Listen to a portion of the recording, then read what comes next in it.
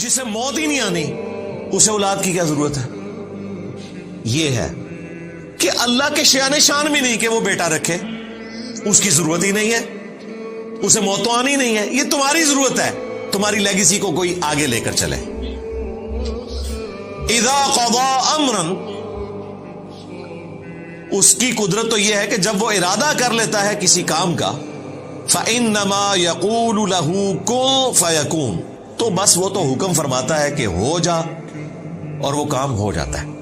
اب یہ حکم فرمانا کہ ہو جا تو وہ کام ہو جاتا ہے، یہ اس طرح نہیں ہے جس طرح ہم بولتے ہیں۔ اللہ تعالیٰ کی جو صفات ہے ان کی کوئی ہم مثال بیان نہیں کر سکتے۔ لیس کمثلہ شیء، اللہ کی مثال کوئی شے نہیں، وہو السمیع البصیر،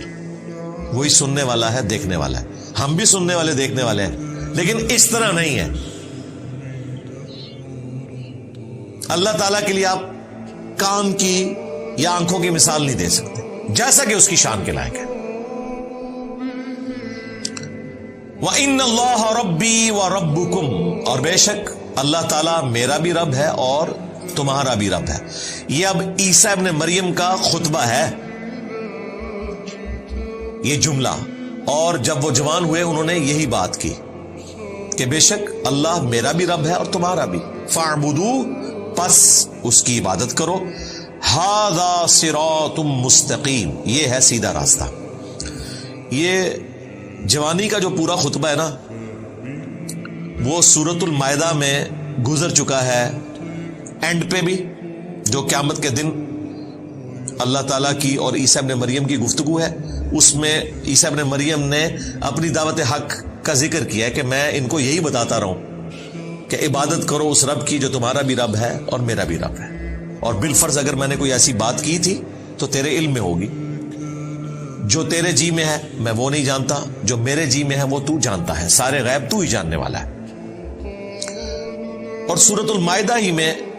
اللہ تعالیٰ نے جب کرسچنز کی نفی کی تو فرمایا لقد کفر الذین قالوا ان اللہ هو المسیح ابن مریم، بے شک وہ لوگ کھلا کفر کر رہے ہیں جو کہہ رہے ہیں کہ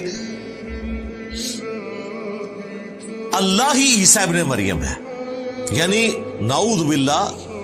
اللہ تعالیٰ عیسیٰ ابن مریم کی شکل میں دنیا میں اتر آیا۔ وقال المسیح، جبکہ مسیح تو خود یہ دعوت دیا کرتے تھے، یا بنی اسرائیل، اے اولاد یعقوب، اعبدوا اللہ ربی و ربکم، عبادت کرو اس رب کی جو میرا بھی رب ہے اور تمہارا بھی رب ہے۔